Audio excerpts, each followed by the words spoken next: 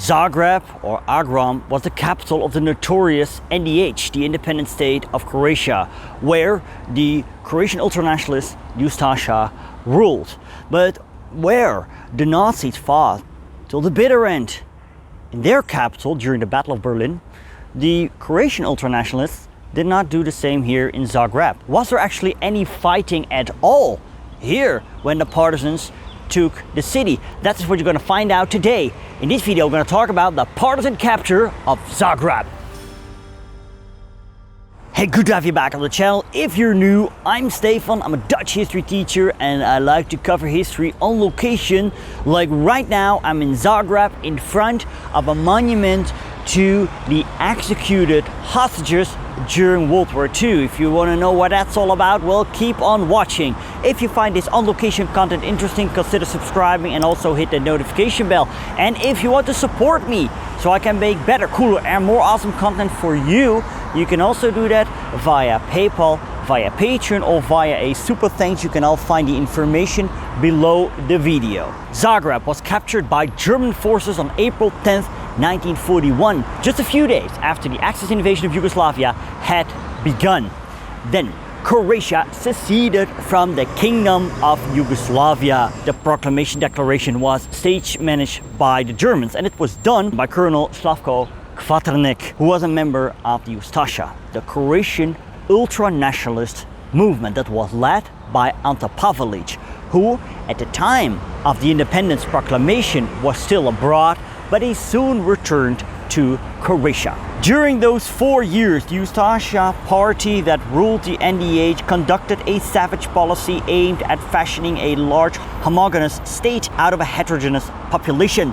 The method which was employed involved a combination of extermination and expulsion of Serbs, Jews and Roma and others deemed undesirable by the ruling party. Anti-fascist, communist-oriented resistance took place from 1941 onwards. From that time, sabotage actions occurred. For example, mid-September, when the General Post Office in Zagreb suffered significant damage due to explosions which disrupted telephone communications. The resistance held illegal radio broadcasts, and also assassinations and assassination attempts were committed on Ustasha and German officials. In December 1943, a dozen of anti-fascists were publicly hanged in retaliation of the assassination on an Ustasha agent. These victims became known as the December victims. Zagreb was bombed by the Allies in 1944 and 45. The city suffered damage and hundreds of people were killed. And then it was April 1945. Hitler was dead, the Germans were in full retreat in order to be captured by the Western Allies rather than the communist forces, and in Yugoslavia the Partisans led by Josip Broz Tito had gained the upper hand after years of resistance. In April they had broken through at the Srem front, where, according to Partisan leader Milovan Djilac, his forces had fought the greatest and bloodiest battle our army ever fought. By the time the Partisans reached Zagreb, they had suffered over 36,000 deadly casualties. Now, Ustasha leader Ante Pavelic, he was willing to defend Zagreb till the bitter end with or without German help.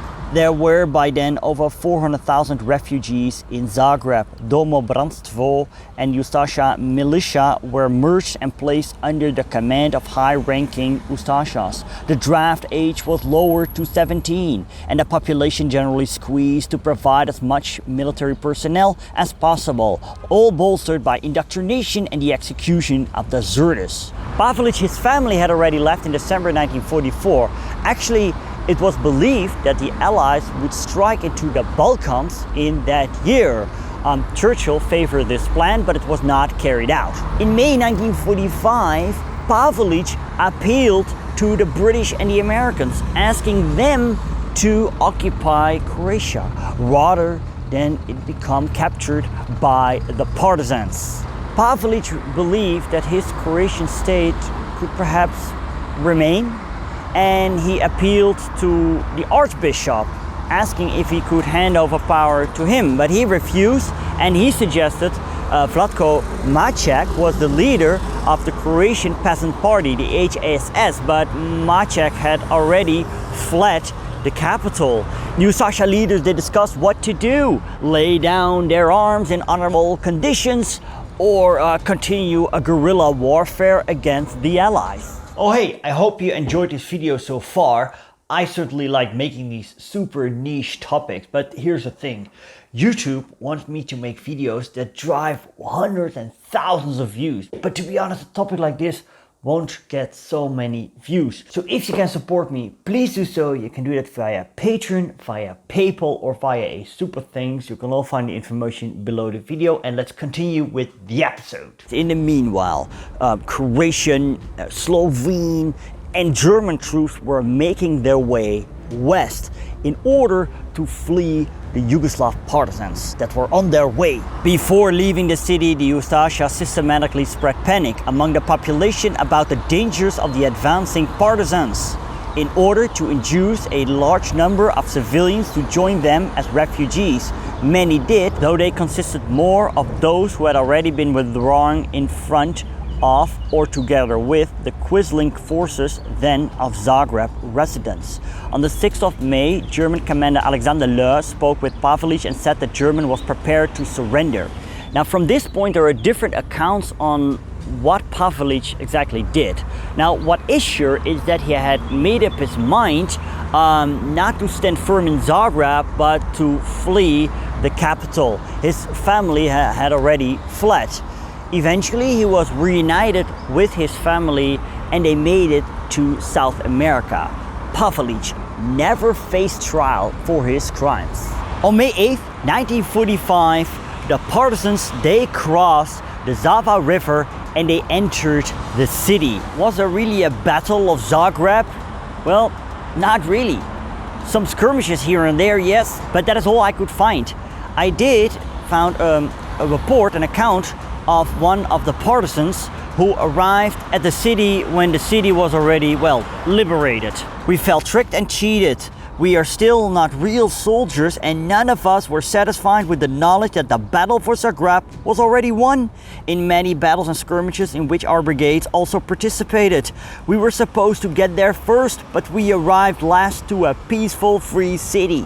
However, casualties began to fall.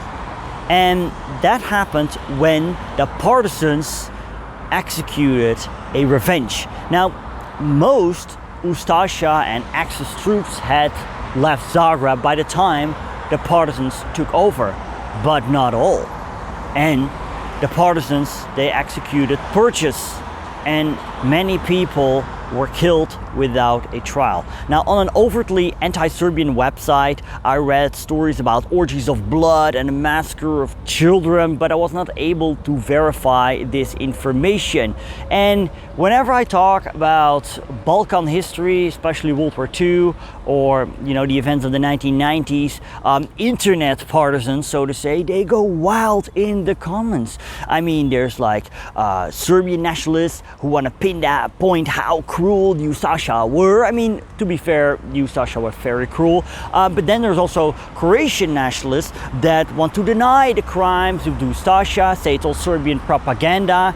And when I then talk about, for example, the Serbian Chetniks that committed massacres to Croatian and Muslim civilians during World War II, then Serbian nationalists, they go all wild. So, I don't think this is a very healthy way to discuss history. And that's basically what my goal is with this channel. I want to discuss history without any biases. And I try to do my best. I'm not perfect, but let's keep it to a healthy discussion.